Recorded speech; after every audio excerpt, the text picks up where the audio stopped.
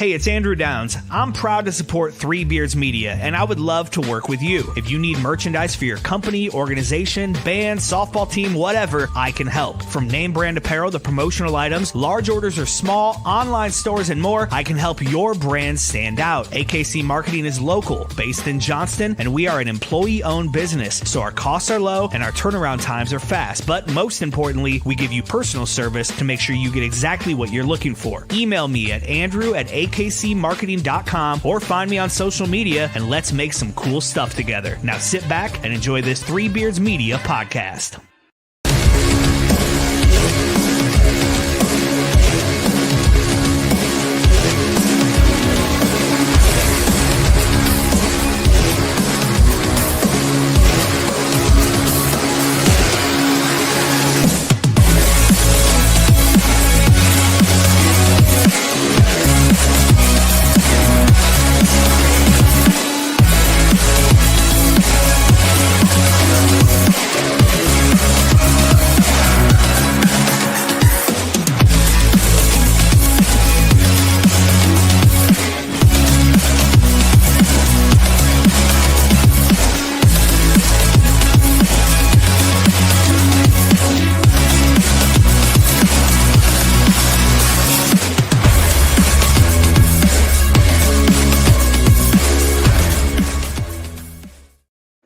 Good evening. I'm Andrew Barber, Drew Shipley here, and the title says it best.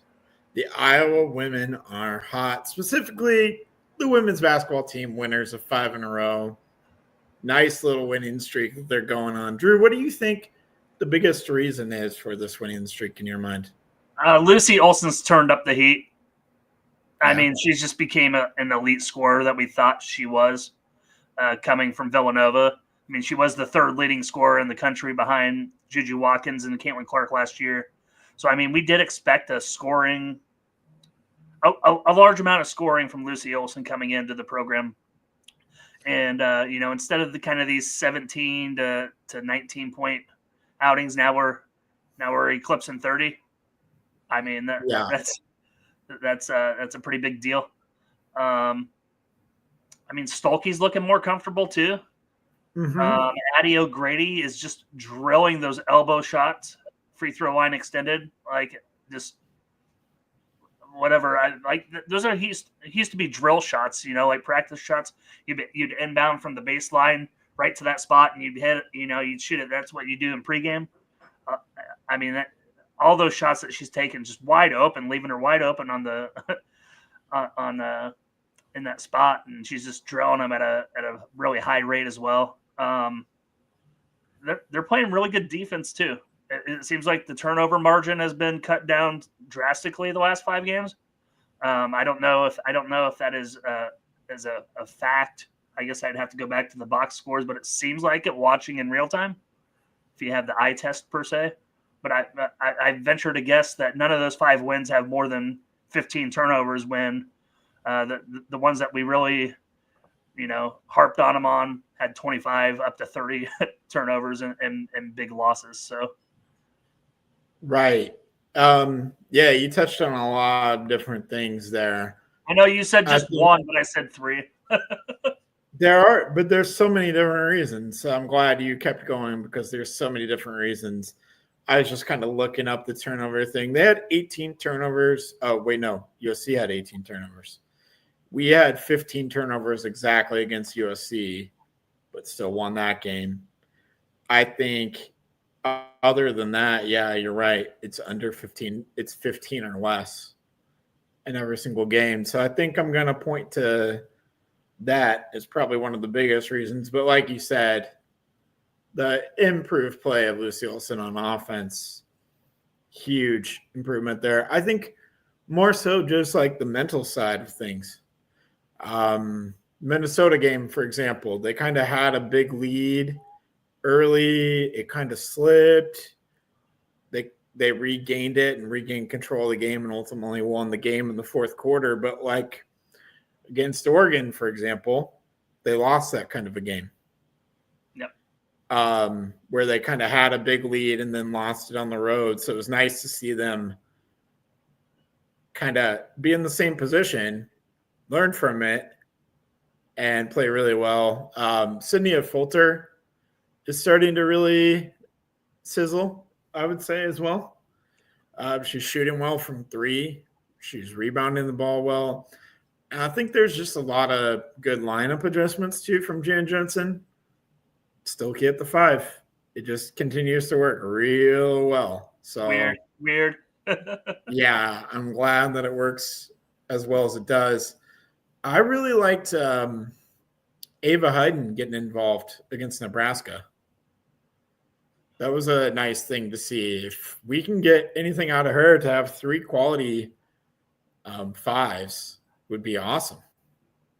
Yeah. For the rest of the season, if you have 3 dependable centers, Stolke, O'Grady, and Hayden, I think that's going to even boost this team to a different level. Well, and you're going to need them too coming down to the Big Ten tournament, right? Because the teams that are at the top of the heap of the Big Ten have big girl play. You know what I mean? Like they can dominate inside at will. Yeah. So I mean, you're going to need 3 because at times of trouble earlier in the season when Hannah Stolke would be in foul trouble, Addie O'Grady really didn't fill that void very well in the early season. Ava Hayden was kind of absent as well, I guess. Like not, I understand she's a freshman, but I mean, we kind of expected to fill in a little bit better than she has in the beginning of the season.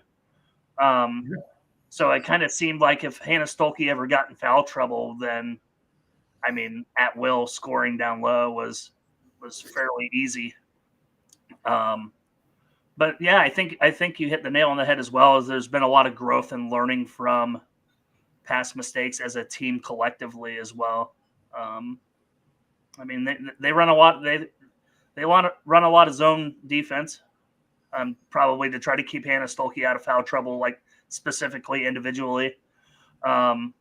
Is probably a better play, right? They can rotate around, force them to make shots further from the basket, which it turns into more rebounds and turns into fast breaks, which we would prefer to play like.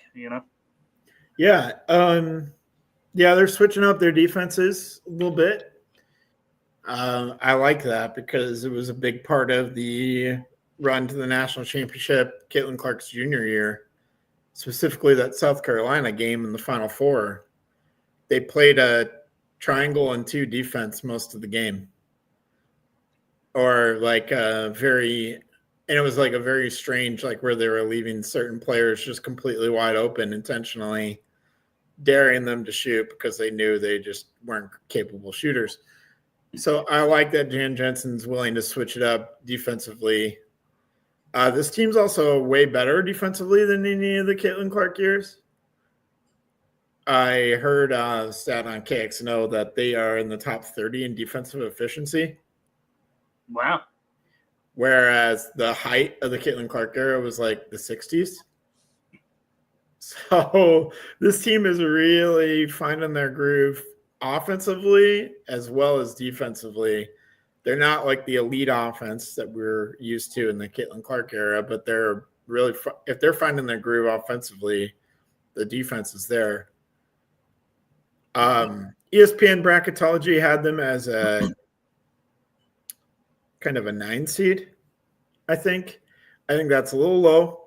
I think they're playing way better than that. I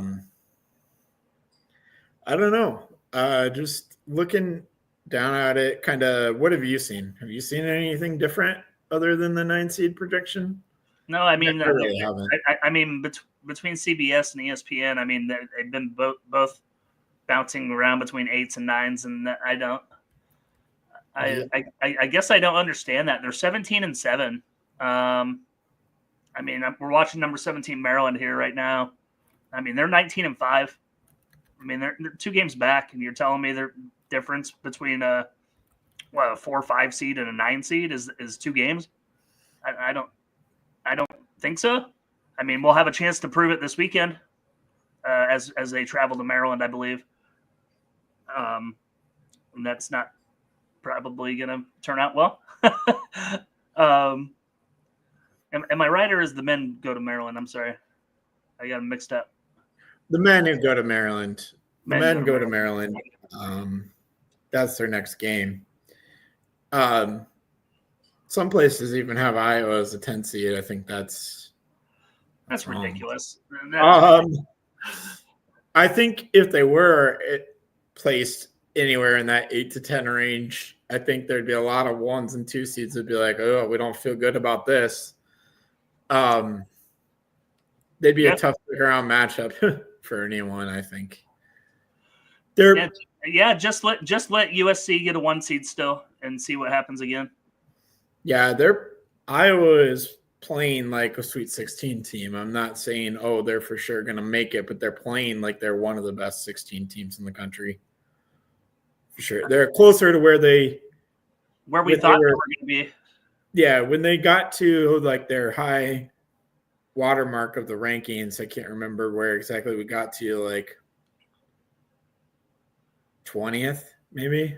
Yeah, 21st, I think was the height of Iowa in the rankings. Yeah. They're playing right around there, maybe a little bit better.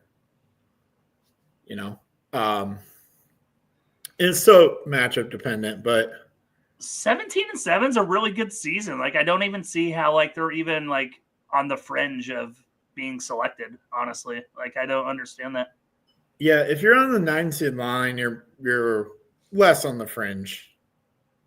You're not even in the last 4 bye territory there, so you're feeling good, which is more than we could say about 3 weeks ago, right? That's true. So, game tonight at 6:30. They're playing Rutgers, who's 10-14. This is a classic don't let down spot.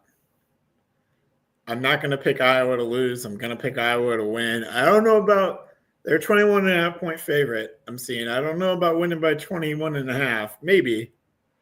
I don't know. I don't know enough about Rutgers. No disrespect to Rutgers women's basketball. I don't know enough about you to confidently say what I was going to do, but I think we're going to win. So that would be 6 in a row. Coming off of a 5-game losing streak to win 6 in a row is incredible.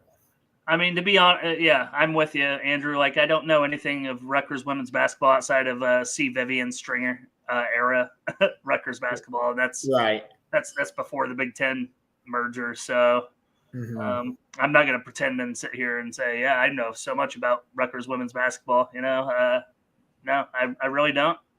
Yeah. I don't think they're very good. No, they're not. Specifically on paper, it does not look great. I mean, 21.5 is a lot of points, period. Yeah. In a conference game. So, I mean, I'm not going to predict them to Iowa to lose either, but you're probably looking somewhere in the teens, maybe 14 to 16 point comfortable, never in doubt type of game, Yeah, that feels good. And they're in front of the home crowd. So, that makes me feel better about what is maybe a classic letdown spot in college basketball. Yep. That it's at home. The big one, which I did not realize was an 11 a.m. President's Day game. Oh. I did not realize that until this week that this is an 11 a.m. tip-off on Monday. So if you don't have President's Day off, I guess you're out of luck when it comes to watching this game. I work for the government. I have it off. Yeah, I know. I have it off too. I'm lucky enough to work at a place where we have it off, so I'll be able to watch some of this game as well. But that's the big one at Ohio State, who is the number 9 team in the country right now as of this. So barring anything unforeseen, they're 20-3. And I think we all know kind of what happened last year where Iowa lost at Ohio State. And then we had the whole post-game Caitlin Clark thing with the fan running into her and all that kind of stuff. Yeah. So different team, different Iowa team going in there, different Ohio State team, though, that we're playing, but Cody McMahon's still there. And that will be a nice little test, I think, for the Iowa women. Yeah, absolutely. I mean, are they on the road? Yeah, it's at Ohio State at 11 a.m. on a Monday. Kind of a weird time. Yeah, I mean, I think you go back to the word opportunity. We've used that a lot, right? In recent weeks of kind of looking for glass half full mentality of when the men's and women's teams were both kind of down and out on significant losing streaks, and Right. now we're coming on the other side of it. Opportunity at top 10 to get another quad one win. Moved to potentially 19-7, barring a catastrophe tonight against Rutgers. Right. I think that changes that tournament outlook pretty big too. I believe the Iowa women are sitting as the 10 seed in the Big Ten women's standings as it stands now, but I believe they are only 2 games out from the double bye 4 seed, with a whole bunch of teams tied up at 9-4. Iowa sitting there at 7-6 in the conference play, moved to 8-6 tonight. I mean, realistically, you could go back up to 5 or 6 if you put together a good, win 3 out of the last 4 here. Realistically, let's see what happens. What can we run down the schedule? What do we have left before we hit the Big Ten tournament? I mean, we're talking 3 weeks from now. Yeah, we're talking 5 games left in the regular season here. So Rutgers tonight, at Ohio State on Monday, then turn around on Sunday and play UCLA, number 1 UCLA at home. On the road at Michigan, who's 18-7 on a Wednesday, the 26th, and then finish up at home against sub 500 Wisconsin on March 2nd. So Rutgers and Wisconsin, you got to take care of business there. And I think they will. Split between Ohio State and UCLA? If you could split between Ohio State and UCLA, you would feel great about yourself.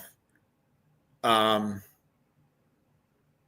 think of, those 3 games we mentioned to end February there, if you got 2, you feel good. I think 1 and 2 is pretty good still, because that means a win over Michigan, which is a decent team, an NCAA tournament team themselves, and above us in the standings. Michigan is 9-5 in the standings, so if we go to 8-6 tonight, that might just be a pretty big game standing wise. I mean, you go to 20-9 overall. What would that end up being? That would be 10-6 in the Big, or 10-8 in the Big Ten. Yep, 10-8 in the Big Ten. Yeah, 10-8. 20-win season.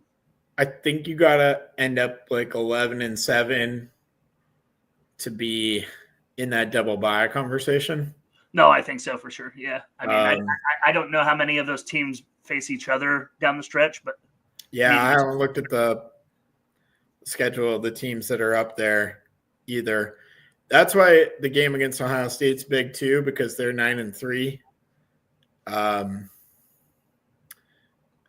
And so you could gain, a game on them, 2 games on them by beating them head to head. Right. But this is kind of where that losing streak kind of rears its head, because all the teams above you are Oregon, Michigan State, Illinois. Well, the good news is Illinois makes their West Coast trip on the 20th of February at number 1 UCLA, followed by a Sunday matinee at number 6 USC. So hopefully 2 losses for Illinois there. Does Michigan State make a West Coast trip? Yes, they do. Yeah, they do. They do it first. They do it this Sunday. Okay, and they go to Ohio State as well. Yes, they did. Okay, great. What's Oregon got left? A road trip to Minnesota and Nebraska, which is not easy. Probably favored against Rutgers and maybe Washington on the road. So that's all right. But Illinois and Michigan State have really tough schedules, as does Iowa. Michigan schedule. Michigan at Maryland. Host at Maryland. At Illinois. At Illinois. Okay. So again, that Iowa-Michigan game going to be pretty big, I think, in terms of like Big Ten tournament seeding. Yeah, I mean, all the games for Iowa right now, the Iowa women are kind of big in a way. Yeah, you got to take care of business and then let the seeding work itself out.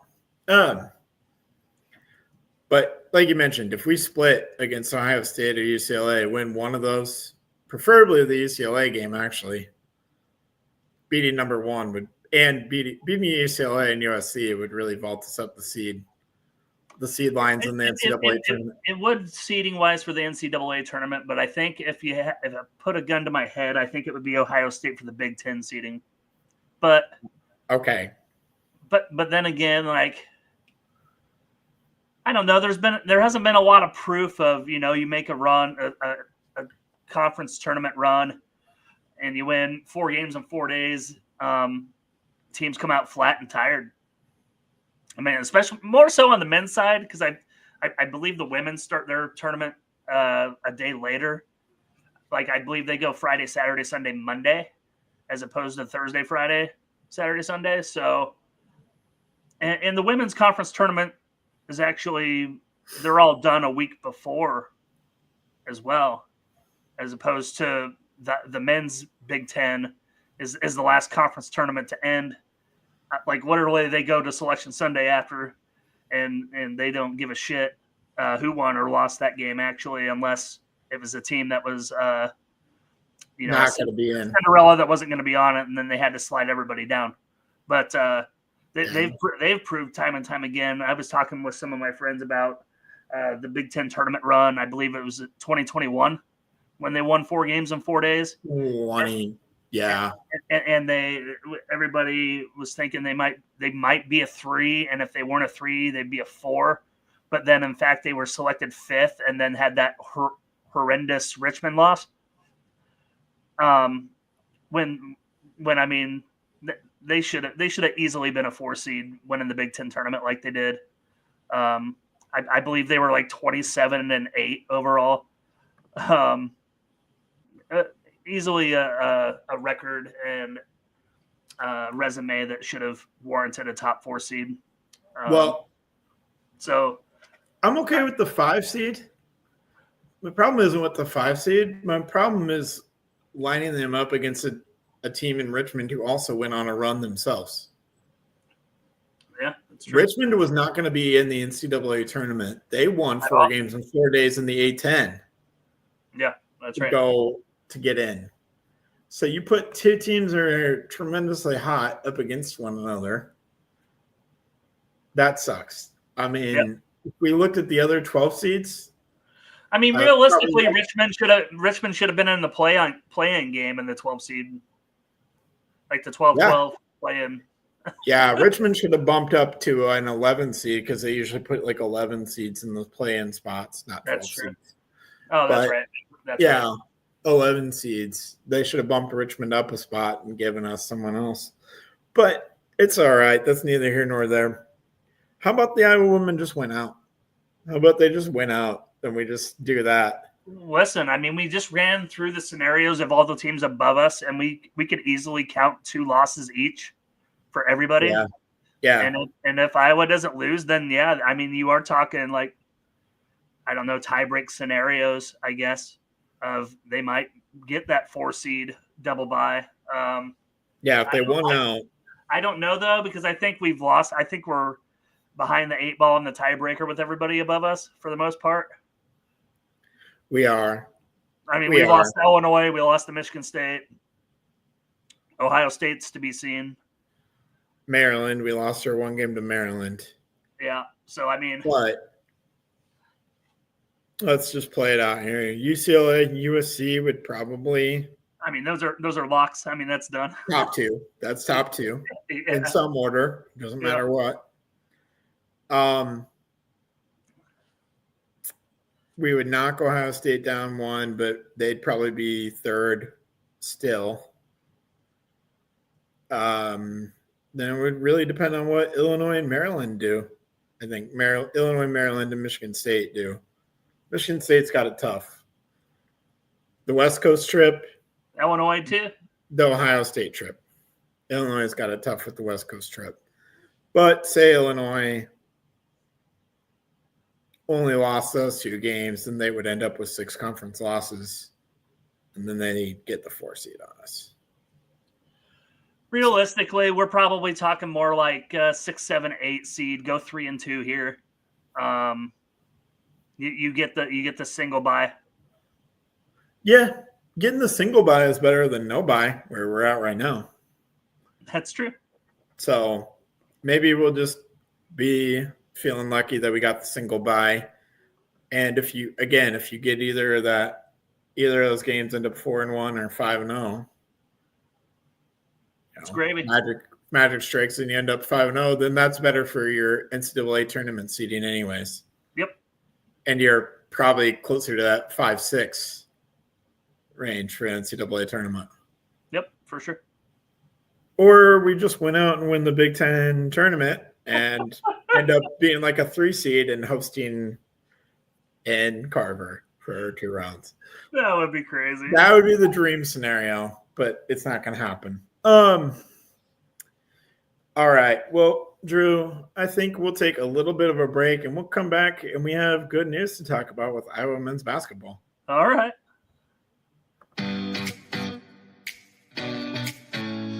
Making great tasting bourbon requires the perfect combination of ingredients, conditions, and time. The longer it rests, the better it tastes. Revelton Distillery's new single barrel bourbon is made from 80% corn, sourced 100% from Iowa farmers. And unlike mass-produced bourbons, each barrel of Revelton's single barrel bourbon is unique, proofed on when it tastes best. As they like to say, it'll be ready when it's ready. And to ensure the highest standards of quality and flavor, owners Rob and Christy Taylor oversee the production and bottling. Every single barrel. Iowa born, Iowa aged, Iowa bottled. Try the new single barrel bourbon from Iowa's own Revelton Distillery.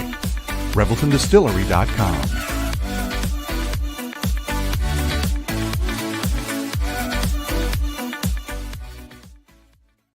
Whether you're buying, selling, or refinancing your home, or if it's simply time to renovate the one you're already living in, you need an experienced mortgage professional to help you analyze your financing options and to make sure the closing goes smoothly.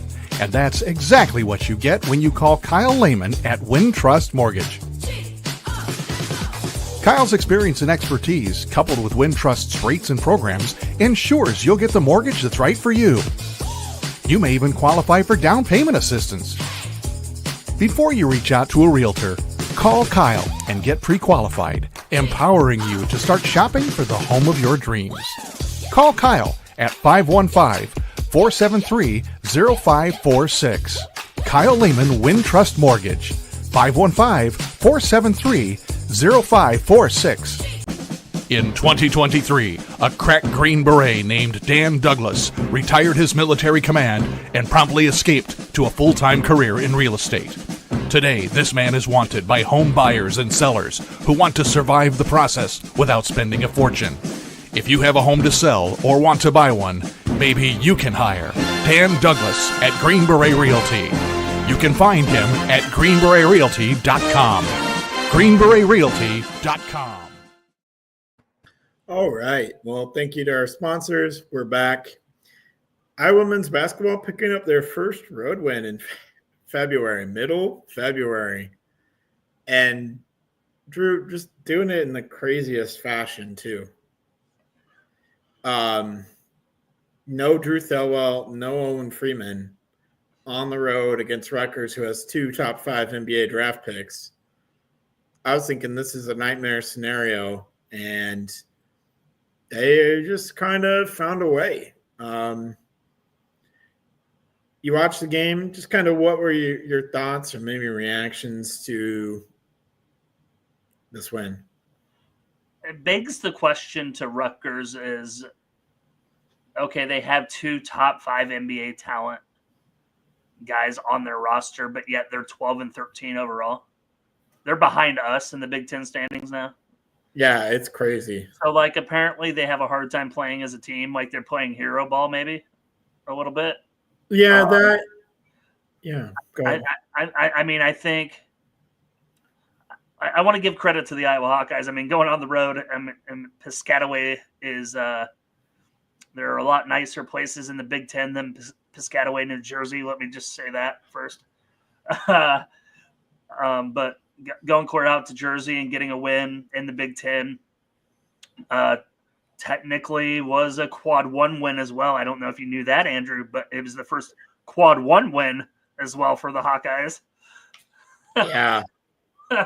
I don't know how. Again, 12-13 Rutgers. I don't know. Like, just kind of how they do net rankings and RPI and all that junk, quad wins. Like, I don't necessarily agree with. I mean, you have to have a top 30 team at home for a quad one win, but it only has to be top 75 on the road to be considered a quad one win. I don't know about that. Maybe somewhere in the middle, like top 50. But nonetheless, by the people that have come up with this social construct of net rankings and quad one wins, this one happened to be one. So, yeah, I mean, hats off to them, doing it shorthanded again, playing with effort. It's not a team that has given up, it looks like. Sitting at 14-10. Where are we at in the standings? 4-7 in the Big Ten? We are, goodness. No, we're 5-8. 5-8, excuse me. Okay. 5-8 in the Big Ten. We're just below Oregon and Indiana at 6-8, Nebraska at 6-7. So is USC. So kind of like what we talked about the women, there's some potential for upward movement if they're able to go on a little bit of a run here. I mean, if anything else, I think they avoided the cellar with that win, Andrew. Like, they avoided not making the Big Ten tournament. Like, they will actually go to Indianapolis and play at least a game. Yeah, it definitely feels that way. Again, things could go south still, right? Could be a flash in the pan. You know, they've had a nightmare season as far as injuries go, too. Yeah. People haven't talked about that. I'm not saying that's the difference between them and being a surefire NCAA tournament team, but it certainly hasn't helped. I'm much like Hawkeye in Avengers Endgame. Don't give me hope. Because now I'm like, I was all the way out, and now I'm all the way back in. It's crazy. It's so crazy. No. I'm starting to go through the hypotheticals, the what if they go into Maryland on Sunday and win? What if they put together 2 road wins and 2 quad one wins back to back? And then they're actually, so like Ken Pom kind of projects the rest of the season, they're favored in their home games against Oregon and Washington. They're favored against Northwestern as well. So they're favored in 3 of their last, 7 games? They still have 7 games left? Holy shit. Yeah, they have 5 games left this month and 2 in March. Okay, so just say they go 3-4 then. I guess that's 17-14 overall. Right? Yeah. That is 8-10 in the Big Ten? 8 and 12. Sorry, they played 20 games? Yeah, they played 20 conference games. 8 and 12 in the Big Ten. Okay.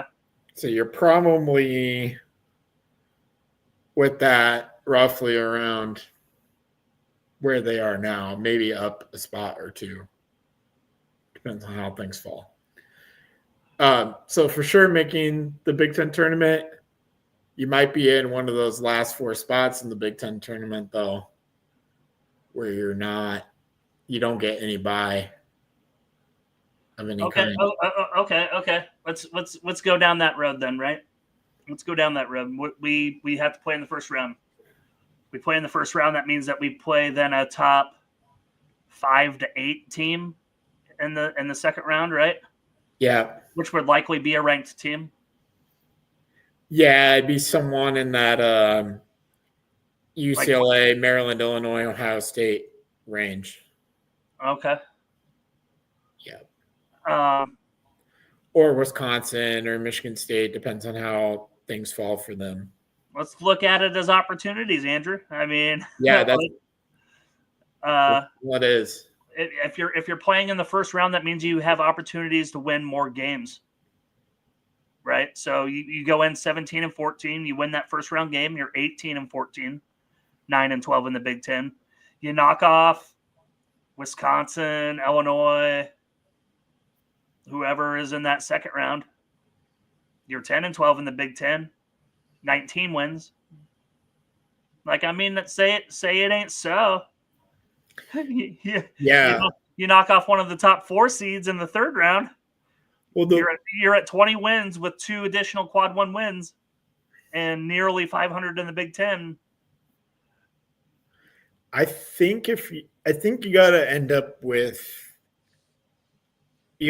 winning 4 of these last 7 somehow to really be talking about it. Because I mean, everybody's so down in the dumps still about him. Like, oh, they're not even going to make the NIT. Like, I don't see that. They're still 14-10. They're still 4 games over 500. I mean, yeah, they have opportunities, especially in the Big Ten tournament. If you win 3 games there, like you said, they win 4 games, 4 out of 7 here. That's 7 more games. That's 21 wins with 12 wins in the Big Ten. When it's all said and done, 12-13, I believe that would end up being 12-14 because you would lose like the semifinal. But right, I don't know. I mean, yeah, they have the shooting capable of beating anybody. They just don't have the defense, man. So like, if they don't have the shot, like they get blown out. Yeah, that's true. That's true. I mean, they put up a hell of an effort against Wisconsin, a hell of an effort against Purdue. I mean, played it down to the Final 4 timeout in both games, really. Yeah, I mean, true. How much more can you ask for them after losing Owen Freeman like that? Like, there is no way that I would say that both of those games would be down to the wire at the Final 4-minute timeout. No way. Yeah. No chance in hell. Yeah. That's really, they've really been busting it, man. So I think as an Iowa fan, the one thing that you have to be is like proud of this team for not quitting on the season when they have had basically every opportunity to do so. And like everything against them. Fran's post-game press conference. Did you see the video clip? No, I didn't. Him Talking to Andy Katz. Did you hear about it at least? No, I didn't. Okay, well, Fran was more emotional than I've seen in a long time. He was tearing up. Oh. To me, it sounded like a guy who knows that this is it. A guy who might be okay with retiring. Now, that's just me speculating. I could be totally wrong, but a lot of other people felt the same way. All the people that are in the know that do this for a living, right? Yeah. Not just kind of us part-timers that like to speculate that are like, fans. Feel the same way that this kind of feels like the swan song. Yeah. One last one for the Gipper, man. Maybe his team knows that too. Maybe Fran has already been told. Maybe they're just trying to rally the troops for one last go, keeping it tight amongst the program because those players love him. Players have always loved Fran. It's true. If anything else, players have always loved and defended Fran McCaffery.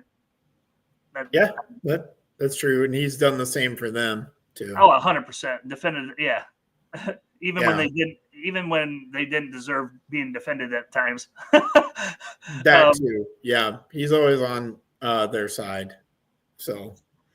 You might be right, and I think for the program moving forward, it's probably the right move too. I mean, I think Fran is probably probably capped out. He's made it as far as he's going to make it in this program.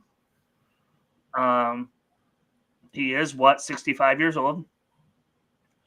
I mean, shit. These college basketball coaches these days are retiring earlier and earlier. Like, look at Jay Wright walking away from like a national championship contender.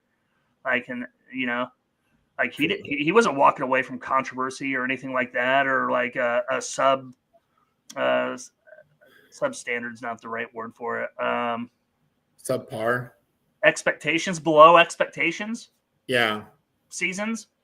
He wasn't doing that. I mean, they were still nationally relevant, top 4 seeds every year, year in, year out, won a national title within the last 5 years. And just walked away. I think he was only like 52. So I don't know. Does Fran need it? He's got all the money in the freaking world, man. You know? No, he doesn't need the money.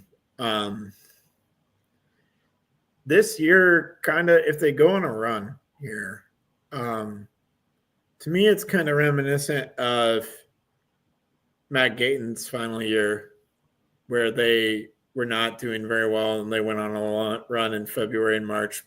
Didn't end up making the NCAA tournament, but then made a run in the NIT. Yeah. I don't know. I just like to play out what if this team somehow finds a way into the NCAA tournament, because if you've looked at the bubble, because I'm always kind of paying attention to the other bubble teams, it's very soft. Yeah, it's there. You string a couple wins together. Like if they were to win against Maryland and Oregon back to back, they would be probably right in that next 4 out, maybe even last 4 out conversation. I mean, you double your quad 1 wins at a road win at Maryland for sure. I mean, that one's never going to be taken away from you, regardless of what happens to Rutgers when it's all said and done, because that might not end up being a quad 1 win when it's all said and done. Yeah, probably not. Probably not. But there's a lot of bubble teams that don't have quad 1 wins. All right. So if you were to beat Maryland, there's quad 1 win, right? Oregon, it wouldn't be quad 1, but it'd be a quad 2 home win.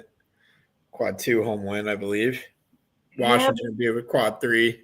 Yeah, but then you can go back to this, like last year, Andrew, when Indiana State lost the Missouri Valley Conference title to Drake, and they weren't selected to the big dance. They ended up making the NIT final. I think they might have even won it. I can't remember. God, what were they? Were they like 30-4 or some shit like that? And were left out for, God, I can't remember, 17-13 Virginia, I think it was, and they got bounced in the first round. Right. Yep. Wasn't it? Virginia was the team in question, right? I believe. Yeah, Virginia was the team in question, and they got destroyed in the playing game. They scored like 45 fucking points or some shit. Yeah, they got absolutely blown out. Yeah. Yeah, so like I'm afraid to go there to like be like, man, if it's between Iowa and say Drake loses the Missouri Valley title game this year, and then they're the team that's left out at 30-3 or some shit, 31-3, like that'd be some bullshit. But then again, like you said, sure. Quad 1 wins. Indiana State didn't have any last year, I don't believe, which I think came down to. And Virginia had like 2 or 3. Right. Just by virtue of playing in the ACC, and this whole narrative of a top 75 team on the road is a quad 1 win type deal. Yeah, I'm just pulling up little Joe Lunardi here. I'm sure Iowa's not listed anywhere. No, they're not. They're not. We'd have work to do to get into that next 4 out category. But like the last 4 in, like Wake Forest is awful. Georgia's one of the last 4 in, and then like your first 4 out is Arkansas, VCU, North Carolina, SMU.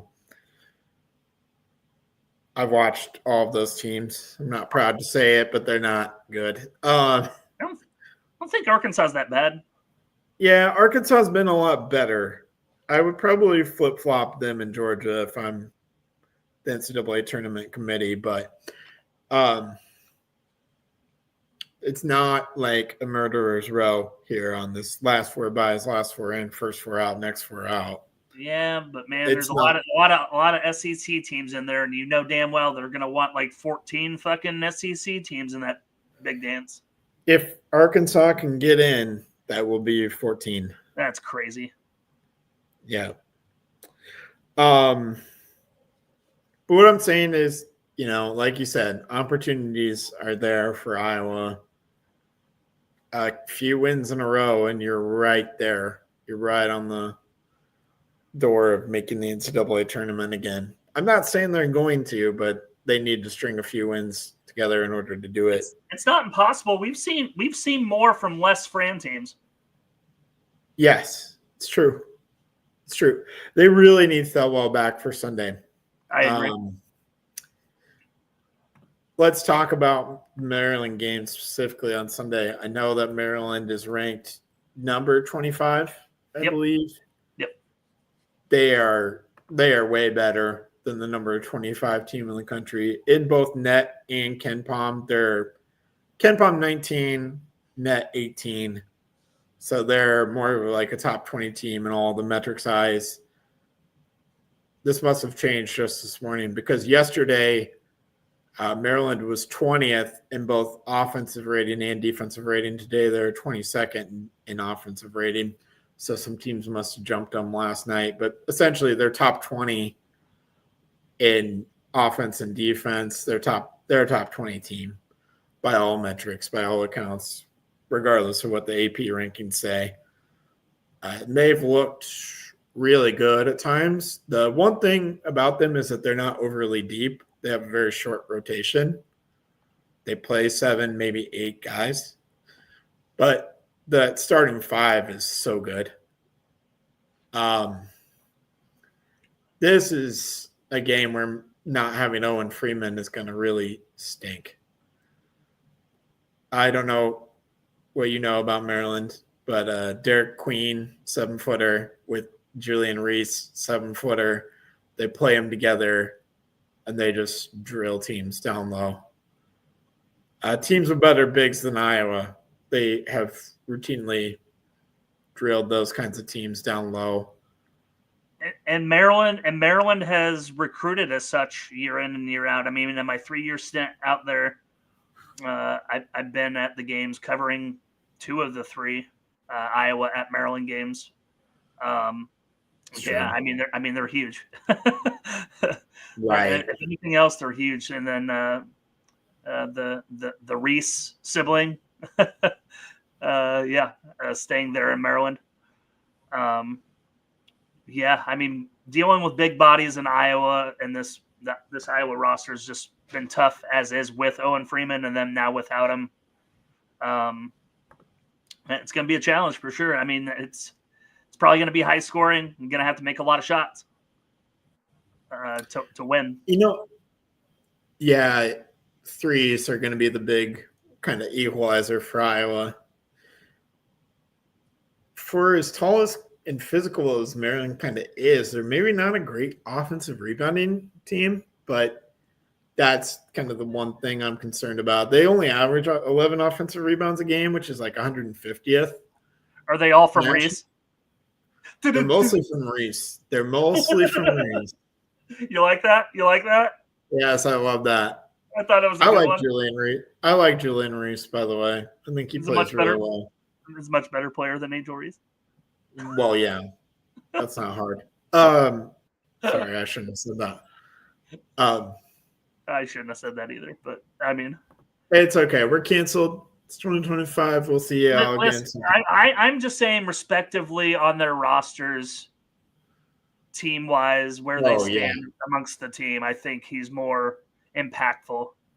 Yeah, I watched him against Ohio State where he had 24 and 13 on the road. They lost that game against Ohio State because Bruce Thornton went absolutely bonkers on them. especially late. But yeah, that was impressive performance. And then they beat Wisconsin at home. It's just a house of horrors playing at Maryland. They really have defended their home court really well. It is a really cool arena, by the way, too. I mean, I've seen a lot of games there, men and women, and they pack that place, man. I mean, they're pretty proud of the University of Maryland. I'll tell you that. Yep, for sure. Yep, going all the way back to the Juan Dixon days. Steve Francis and Juan Dixon and Lonnie Baxter. Those were great teams. Gary Williams. Yeah, Gary Williams court. That's right. So, and Kevin Willard is a great coach, by the way. So this is a very scary matchup. Gillespie, too. He's really good, like an excellent point guard. I think he's what Iowa fans would want in a point guard, essentially. Rodney Rice has played really well, and Selton Miguel. So there's like their top five that they roll with for most of the game.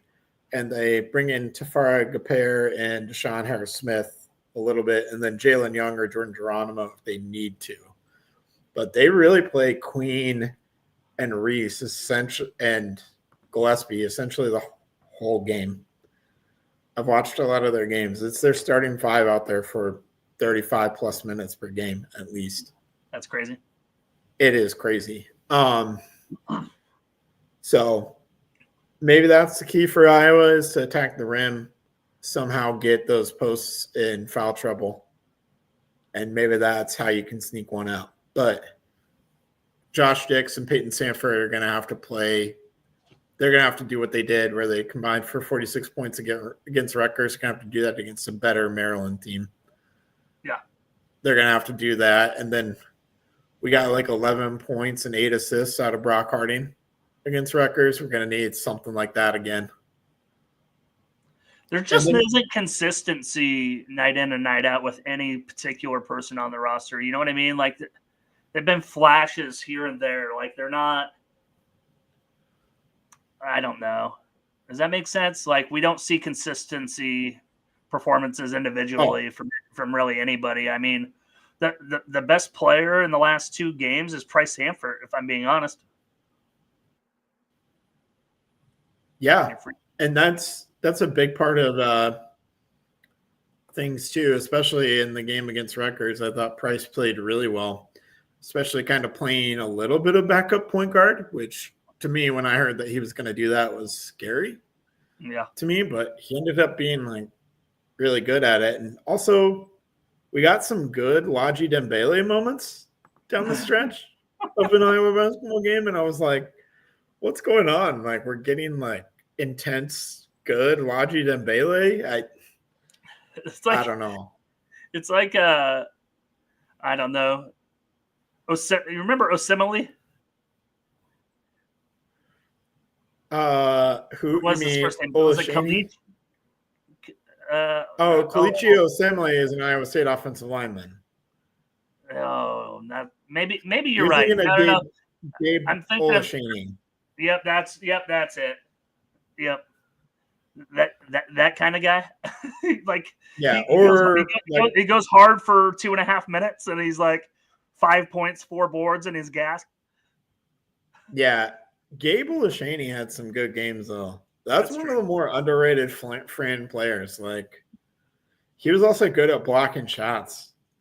I always wanted to see more minutes from him when he was in Iowa. Yeah. Yeah, he would come in and throw in some games, throw in like 10 points, 9 rebounds, and 3 or 4 blocks. I can't believe I just came up with Khalid Osemele as an Iowa State I can't believe I just did that. And he's probably nearly a Hall of Fame player at that too. For Iowa State. All right. I can't believe I did that. It's time to wrap this shit up, Andrew. Yeah, that's where I was going to go. It's time to wrap it up for the night. We're losing it. Let's make some quick predictions for the big games for the men and the women before we come back next week. Okay. Iowa Maryland men's game. I'm going to go 79-67 Maryland, something like that. Yeah, I mean, I'm picking Maryland as well. I'll probably go a little bit closer though.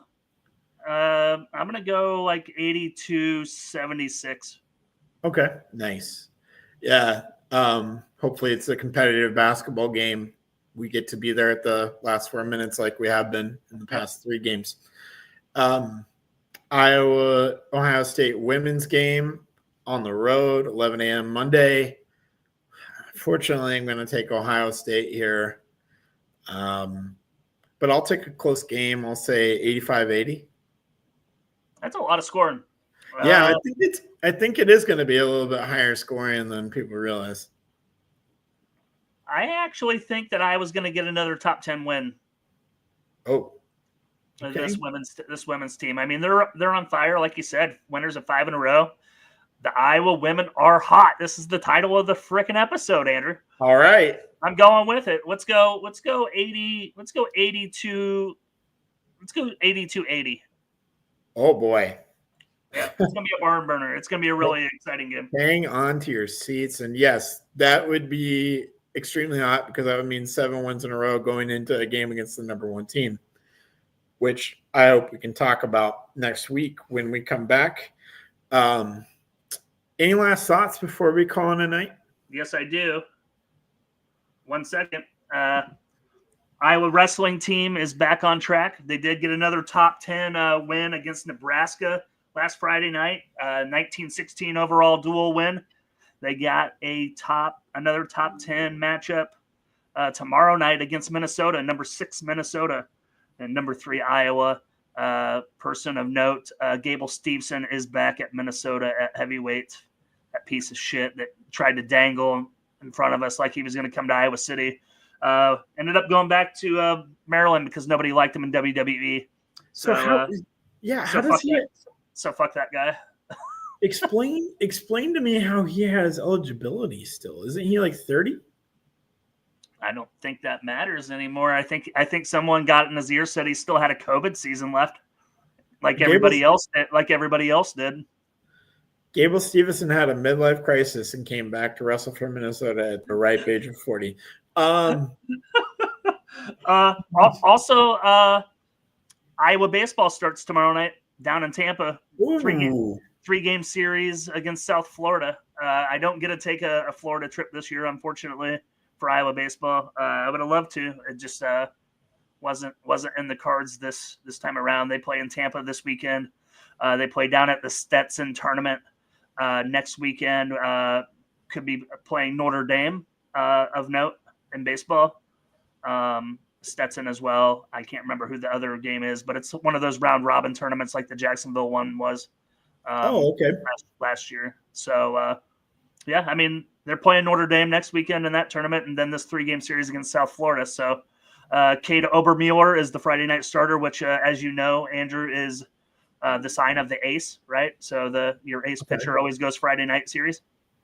So he's a returner from our starters of last season. We lost a lot of position players this last go around, but when we get into actual baseball season, we'll probably go more into. We'll get into the dog days of summer. We'll have to have something to talk about. Yeah. Post basketball tournament, post March Madness, we'll be talking Big Ten tournament baseball. Hopefully, NCAA berth this year after kind of the disappointment of last season. So. Yeah, I was gonna say I don't know if I could name you any Iowa baseball players. Are they doing the thing where they come to Des Moines again?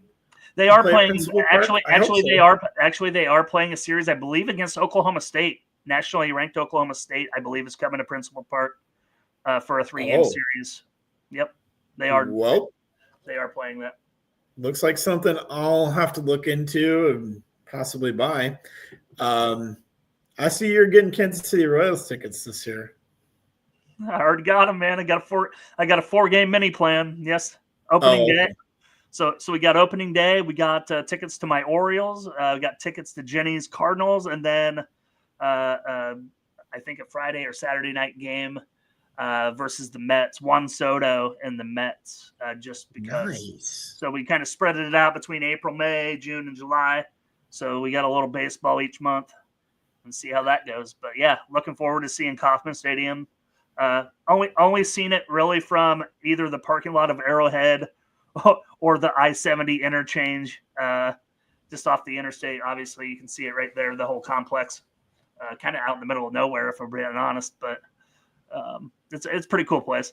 I look forward to actually seeing the baseball stadium itself. Man, I don't know if we're going to be able to end the podcast after I say this. I've never been to Kansas City. Let's go, man, dude. We're gonna have a whole spare room. I'm building my man cave this weekend, actually. So getting that going, getting a new TV and some furniture and start putting up some stuff. But yeah, you're welcome to come down anytime, man. We can do that. We would love to.